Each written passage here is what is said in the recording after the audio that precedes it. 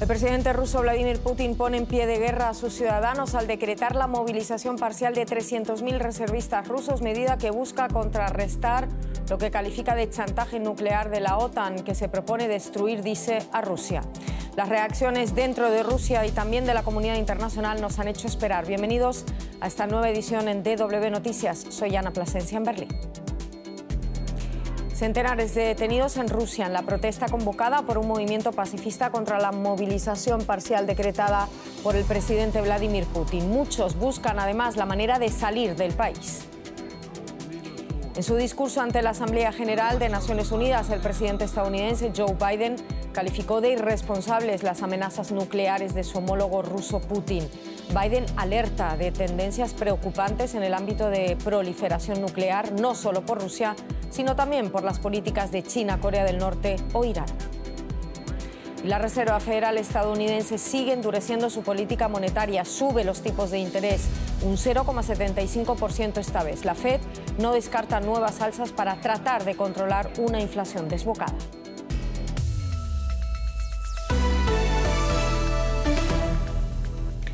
La reacción del pueblo ruso a la movilización ha sido inmediata. Decenas de ciudades en todo el país registraron manifestaciones protagonizadas por ciudadanos que se niegan a participar en la guerra. Hubo, al parecer, más de 1.000 detenidos, cifras, eso sí, difíciles de confirmar.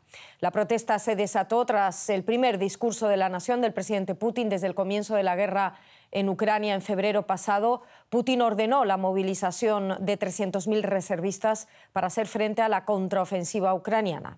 Tras el anuncio, la demanda de billetes de avión se disparó y hoy no quedaban vuelos para los principales destinos fuera de Rusia. El último decreto de Vladimir Putin provoca resistencia en Rusia, pero la respuesta del Estado es contundente. Un grupo independiente de monitoreo de protestas asegura que hubo arrestos masivos en todo el país, también en Moscú.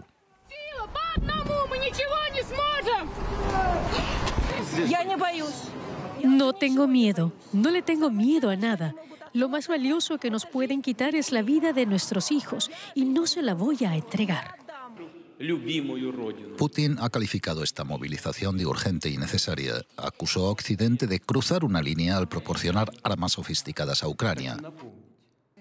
Quisiera recordarles que nuestro país tiene varias armas destructoras y en ciertos aspectos más modernas que los países de la OTAN.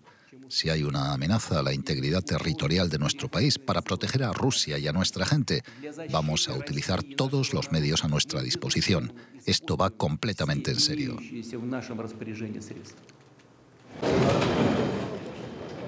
Este anuncio ha provocado también un aparente éxodo de personas que no están dispuestas a unirse al conflicto. Muchos de estos ciudadanos rusos llegan a Serbia todavía con miedo de posicionarse sobre la guerra en Ucrania.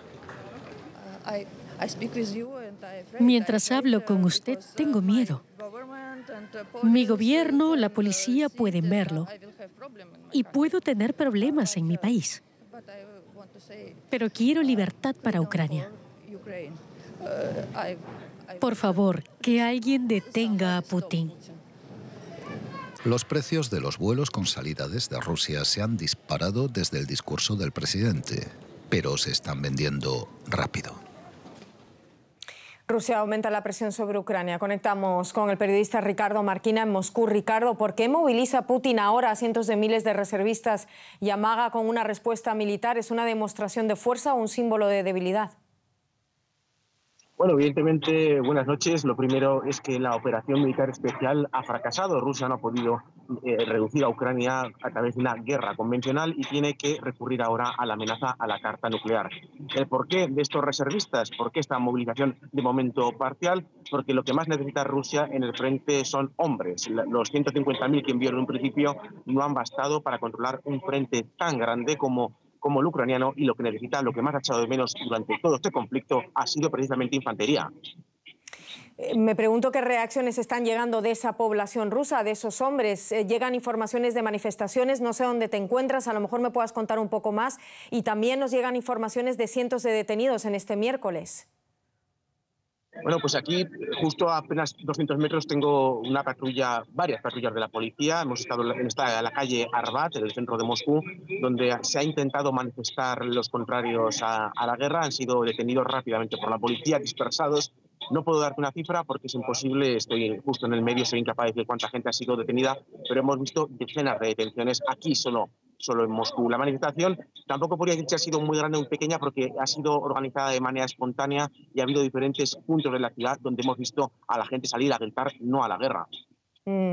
Ricardo, y también escuchamos informes de que muchas personas se dirigen a las fronteras y a los aeropuertos. Los billetes parece que están carísimos, quieren salir de Rusia. ¿Qué más me puedes contar? Bueno, pues a primera hora ya estaba claro que era una tendencia. Los billetes vía Turquía y Yerevan, la capital de Armenia, se vendieron enseguida. Solo quedaban las opciones business, se terminaron también vendiendo. También la frontera terrestre con Finlandia había unas retenciones gigantescas. Muchos hombres en edad militar han intentado abandonar el país antes de recibir la citación formal. Si la reciben y no se presentan, en ese momento sería deserción. Con lo cual sí, hay una espantada de muchísimos hombres que no quieren participar en el conflicto en Ucrania y que están aprovechando cualquier oportunidad para salir del país. Veremos lo que nos traen las próximas horas. Muchísimas gracias, Ricardo Marquina. Moscú, cuídate. A vosotros. Queremos seguir hablando de este tema. Conectamos con nuestro compañero y experto en Europa del Este, Cal Cuyas. Cal, ¿cómo valoras tú esas declaraciones de Vladimir Putin sobre la movilización parcial de la población y esos pseudo referendos en los territorios ocupados? ¿Es un signo de debilidad, como lo califica Estados Unidos, o de incapacidad, como dice Ucrania, del ejército ruso? Oh, buenas noches, sí. Bueno, yo no iría tan lejos y no hablaría de debilidad, sino precisamente es un replanteamiento lo que están haciendo ahora en Moscú. Reimplantear, o sea, toda la cuestión de la estrategia, que fue, o sea, les ha ido mal, obviamente. El punto de la movilización parcial, precisamente es un gran punto, es que se van a llevar, o van a movilizar a las personas que ya han tenido una experiencia militar de una u otra forma. Y el punto principal es que el ministro ruso de Defensa, Shoigu, ya ha dicho que Rusia tiene una capacidad inmensa de reservistas, él calculó en 25 millones. O sea, la cifra total de reservistas, y por lo cual dijo que 300.000 personas que deberían de ser llamadas, o sea, representa 1%, o sea, nada. La otra cosa es que, claro, o sea, ¿qué vas a hacer tú con esa cantidad de personas? En primer lugar, según datos oficiales, o sea, los quieren colocar detrás de la línea de frente que tiene más de 1.000 kilómetros precisamente para apaciguar, para estabilizar esa zona. Ahora, ¿hasta dónde? ¿Hasta cuándo? Sería, o sea, esas declaraciones son verdaderas, no lo sabemos. Y tampoco sabemos si efectivamente no los van a utilizar como efectivos realmente militares para los casos de combate. Eso no se sabe. En cuanto a los llamados referéndum, sabemos perfectamente que ellos persiguen solamente unas cosas muy claras, objetivos sumamente claros, y es que esa parte de Ucrania se convierta en parte de Rusia, con lo cual Rusia tendría entonces las manos desatadas para decir que cualquier ataque que se produce contra esos territorios es un ataque contra Rusia. Vamos a ver, ¿crees que con este anuncio, con esta militarización parcial o esta llamada a los reservistas, se mina cualquier salida pacífica al conflicto? O sea, ¿qué podemos esperar tanto por parte de Rusia como por parte de la comunidad internacional? Yo no veo en este momento personalmente ninguna posibilidad para una salida pacífica. Esa posibilidad ya no existe más o menos desde hace unos cuantos meses. O sea, ambos bandos, o sea, tanto Rusia y Ucrania, o sea, están completamente enfrascados en su retórica, en su posición. Para Putin y para Rusia, en este sentido, no existe ninguna salida política que no sea una victoria, porque ¿qué vamos a tener después? O sea, si ahora se firma una declaración de paz, entonces vendrían exigencias de reparaciones, vendrían exigencias de desembolsos multimillonarios por daños. ¿Y dónde estaría el país? O sea, y tampoco nadie asegura que al firmar una tregua, o sea, tendríamos el levantamiento de sanciones. Por eso, para el Kremlin, para Putin, o sea, para el poder en Rusia en este momento, Yo no veo ninguna posibilidad clara para comenzar unas negociaciones de paz, sino simplemente seguir esa retórica. O sea, no veo ninguna salida en este momento. Muchísimas gracias, Cal Cuyas, por este análisis. Gracias. Gracias a ustedes. Sobre el terreno y en el marco de su contraofensiva, las fuerzas ucranianas han liberado más de 120 asentamientos en la región de Kharkov. Los residentes de la zona tratan de recuperar como pueden algo de normalidad tras meses de ocupación rusa. Nuestra enviada especial, Emanuel Shas, se desplazó hasta la ciudad de Balaklia, recientemente recuperada por el ejército ucraniano y donde se habrían descubierto varios centros de tortura. Les advertimos que algunas imágenes pueden herir su sensibilidad. La bandera azul y amarilla de Ucrania vuelve a ondear sobre la estatua del venerado poeta y nacionalista Taras Shevchenko en la plaza principal de Balaklia. Solo hace unos días que la ciudad fue liberada de la ocupación rusa. Sus habitantes aún intentan asimilar lo que han vivido. Nos encontramos con Artem Larshenko. Quiere mostrarnos el lugar donde estuvo encarcelado durante 46 días en el verano. Fue detenido porque su hermano es un soldado de las Fuerzas Armadas ucranianas.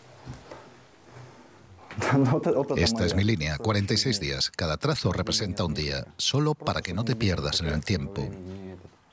Artem compartía el pequeño espacio sin ventanas con otras personas. ¿Qué puedo decirte? Normalmente aquí vivíamos 7 personas, uno aquí, a veces 2 aquí, 2 acá y 3 aquí, durmiendo a sus pies. El agua se guardaba debajo del fregadero. El primer día fue el más duro porque me llevaron a algún sitio. Tenía los ojos vendados y no sabía a dónde. Podrían haberme llevado a Luhansk, a algún lugar por allí. Según las autoridades ucranianas, decenas de civiles fueron detenidos y torturados por las tropas rusas durante la ocupación. No hubo ningún interrogatorio oficial. Entré en la sala y había 2 personas del Cáucaso allí sentadas. Uno llevaba una máscara, el otro no. Les interesaba más saber quiénes se habían quedado en Balaklia que quiénes habían servido antes en el ejército, quiénes eran Atoshnik, los que participaron en las hostilidades y lucharon en la guerra en 2014. Dije que no lo sabía y empezaron a electrocutarme. Hay un conmutador telefónico con corriente eléctrica. Cuanto más te mueves, más fuerte es el impacto. Me retorcía y giraba, pero de alguna manera tuve suerte. Estuve allí solo media hora. La gente entraba y los oías gritar durante 1 hora y media o 2 horas. Durante los interrogatorios, los prisioneros tenían que grabarse leyendo un papel en el que declaraban su apoyo a Rusia.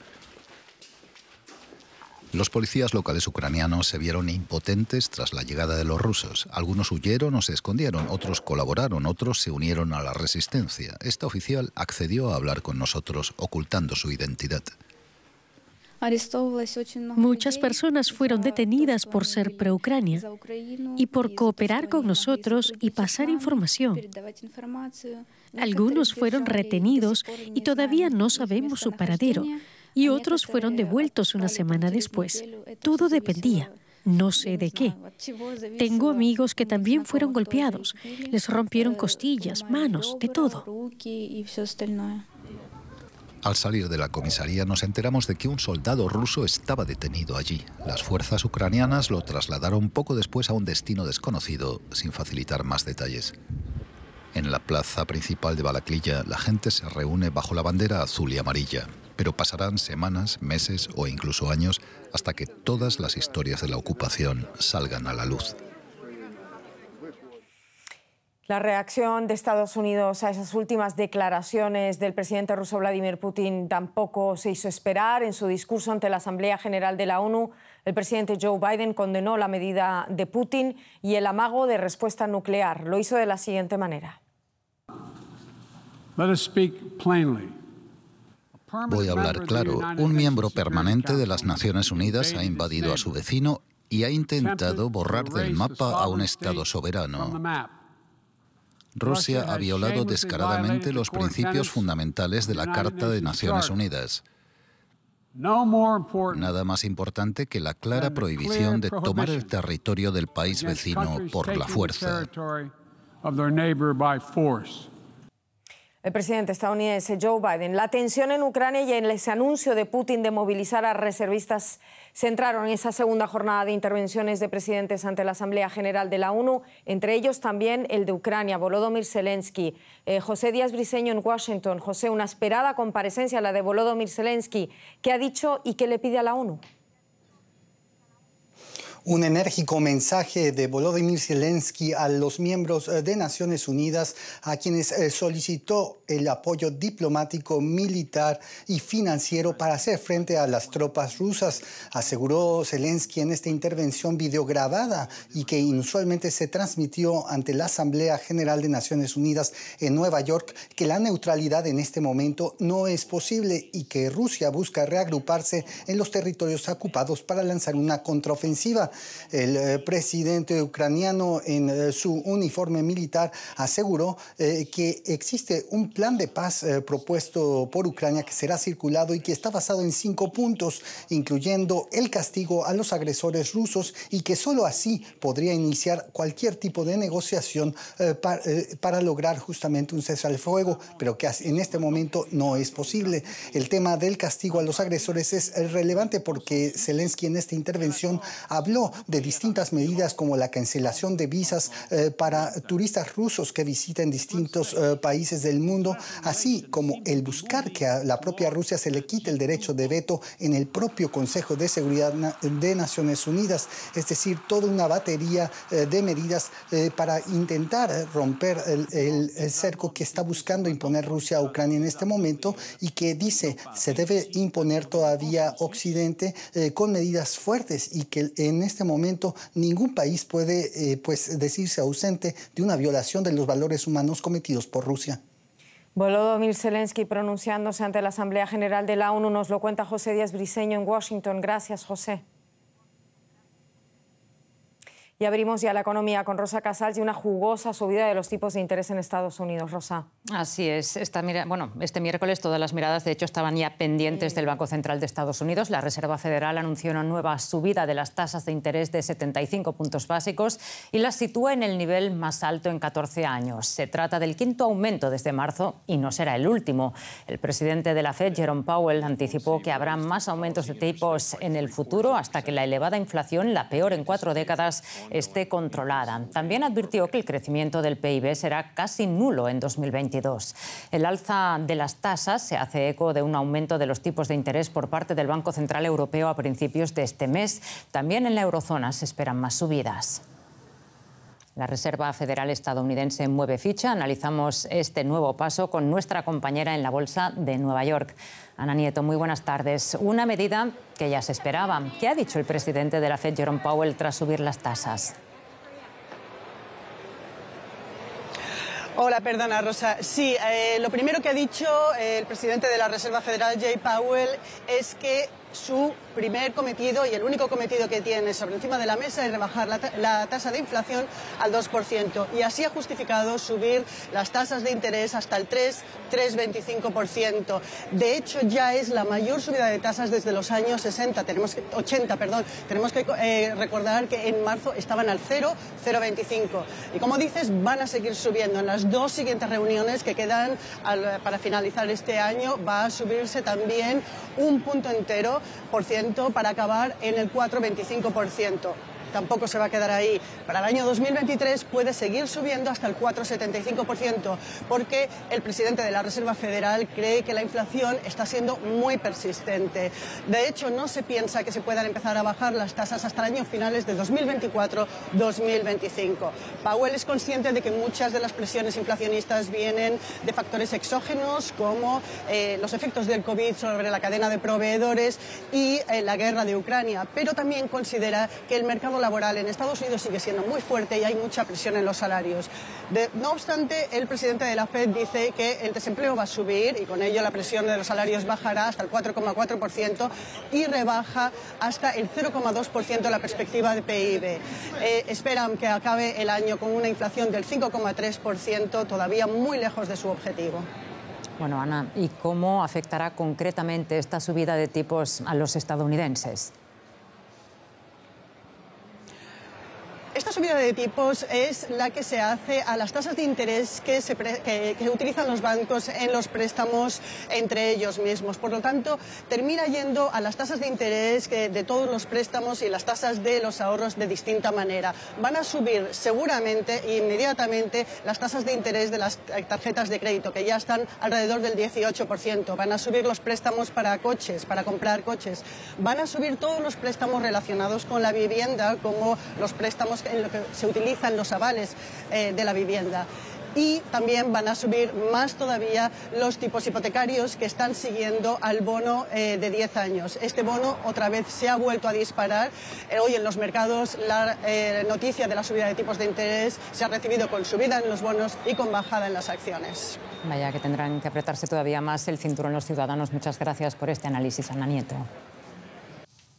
Y aquí en Alemania el gobierno anunciaba este miércoles la nacionalización del gigante energético Uniper, propiedad del Estado finlandés. Uniper es la mayor importadora de gas que opera en Alemania y ya había sido, de hecho, parcialmente rescatada cuando empezó a perfilarse el peligro de quiebra por la caída del suministro ruso, pero eso no fue suficiente. Uniper tendrá un nuevo socio mayoritario. El gobierno alemán ha comprado las acciones que aún pertenecían a la empresa energética estatal finlandesa Fortum y ahora posee el 98,5% del total. Uniper se ha visto especialmente afectada por la crisis energética y los constantes cortes de gas que viene aplicando Rusia en respuesta a las sanciones por la guerra de Ucrania. Para cumplir sus contratos, Uniper tuvo que comprar gas a otros proveedores y a precios mucho más altos. Esto provocó pérdidas de 12.000 millones de euros durante el primer semestre del año y provocará más en el futuro. Pero el de Uniper no es un caso aislado. Como medida general para apuntalar el sector, el gobierno alemán pretendía instaurar una tasa sobre el gas cercana a los 2,5 céntimos por kilovatio hora que pagarían los consumidores. Ahora no está claro si eso va a ser posible. Con la nacionalización de Uniper, el gobierno acabaría recibiendo el dinero que los consumidores de gas pagaban con esa contribución. Es decir, que ya no sería una tasa, sino un impuesto, y el gobierno solo puede imponer impuestos en circunstancias muy concretas que no se dan aquí. Así que después de la nacionalización y el desembolso de otros 8.000 millones de euros, podría necesitarse aún más dinero para mantener a Uniper a flote. Otra cara del precio que paga Alemania por su dependencia del gas ruso. Y seguimos hablando de Alemania, pero ya en otro contexto, Ana. Así es, y en otro continente, porque el presidente federal de Alemania continuó su visita hoy a México. Esta misma mañana tuvo un encuentro además muy especial. Frank-Walter Steinmeier y su esposa se reunieron con familiares de los más de 100.000 desaparecidos que reconoce oficialmente en México. En concreto, se trata de 3 mujeres responsables de haber impulsado esos cambios del gobierno mexicano en materia de búsqueda y restitución de la verdad. También las acompañaba Carla Quintana, comisionada nacional de búsqueda de personas desaparecidas, quien tuvo unas palabras sobre la historia de su hijo desaparecido. Mi hijo Oscar es un migrante hondureño que salió desde el año 2008 rumbo a Estados Unidos y llegando en Estados Unidos conoció a unos jóvenes mexicanos y estos lo invitaron a venir a México y lo llevaron a un rancho del estado de Jalisco. Y ahí lo desaparecieron en el año 2010.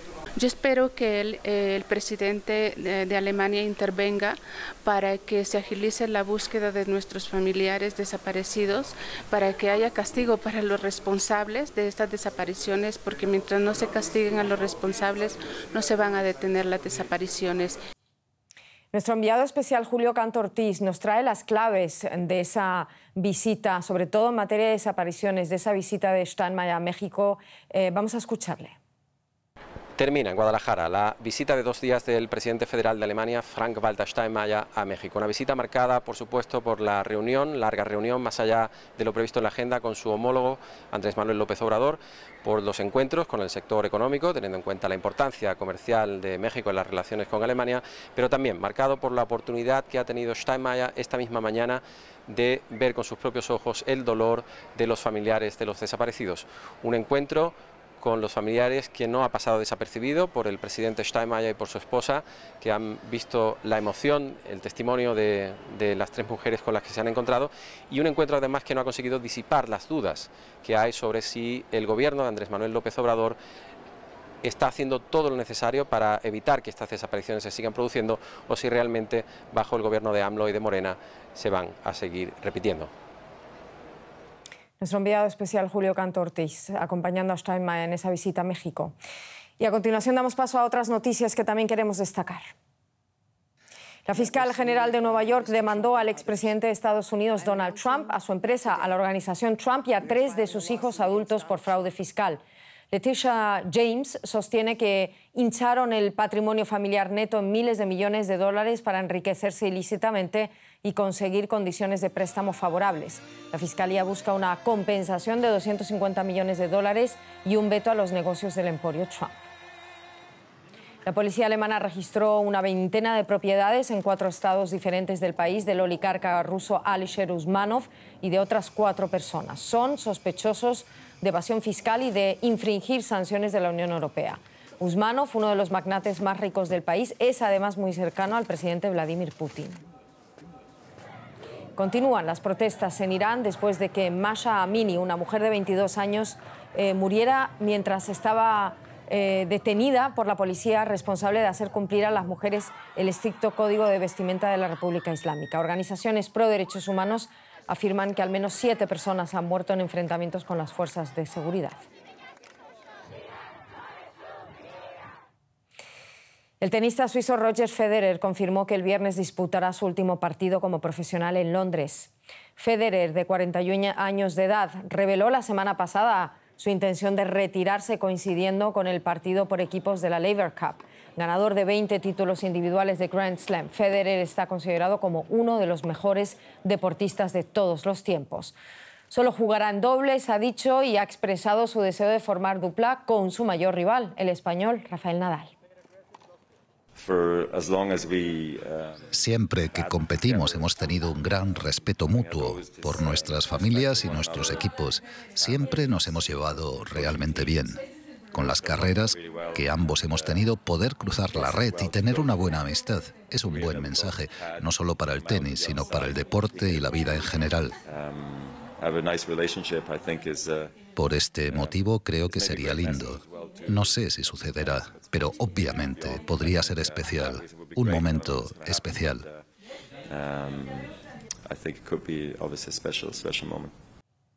Qué especial es el tenis y qué 2 grandes deportistas, Federer y Nadal. De momento esto es todo, volveremos con más informaciones. Ya saben que también pueden seguirnos en nuestra página web y en nuestros canales de redes sociales. Gracias por estar ahí.